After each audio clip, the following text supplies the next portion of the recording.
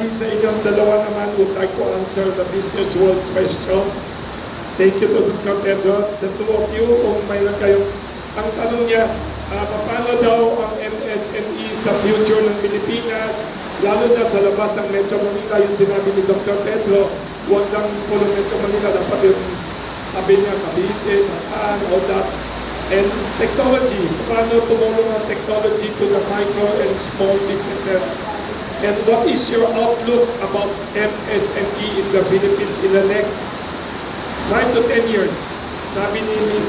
Almora Luis Martinez ng Business World Newspaper. Short answer na lang, kasi marami pa tayong tanong. Anyone? Okay. So, para sa akin, importante po talaga na yung overall investment climate ng Pilipinas ay talagang ma-improve. And one of the biggest, how do you say that, catalysts for that is kung tatanggalin talaga natin yung mga anti-foreign direct investment restrictions sa saligang batas.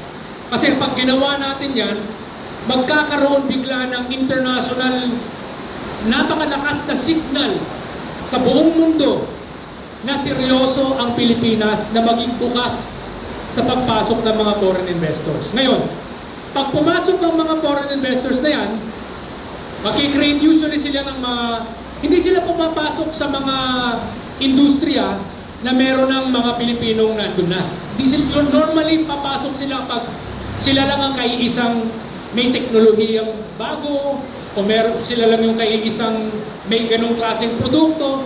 So, papasok sila sa Pilipinas at pag pumasok sila, dun sa kanilang kapaligiran, magkakaroon ng maraming opportunities para sa mga local businesses, mga MSME.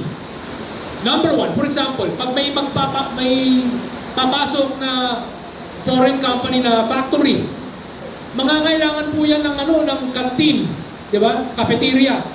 Hindi naman sila yung gagawa ng sarili ng cafeteria, kukuha po sila ng local na catering company, mga Pilipino may-ari. So may Filipino company na papasok, sila yung mag-ooperate ng cafeteria. Meron din sigurong mga uniform suppliers, mga security guard agency, mga shuttle bus operators, kasi nga yung mga nagtatrabaho dyan, kinakailangan ng ng ride pa uwi, di ba? Yung mga ganyan. So magkakaroon ng maraming opportunities sa kapaligiran ng kumpanyang yan, magkakaroon din ng mga mall or whatever, mga other establishments. So magiging catalyst po ang pagpapasok ng mga malalaking kumpanya, be either local or foreign, na makakapagtulong sa mga MSME in general. So yun po. Last lang. Para sa, gaya na sinabi ko, gusto natin sa iba't ibang parte ng Pilipinas, kaya kailangan natin ng federalism. Thank you. Mr. Tofo.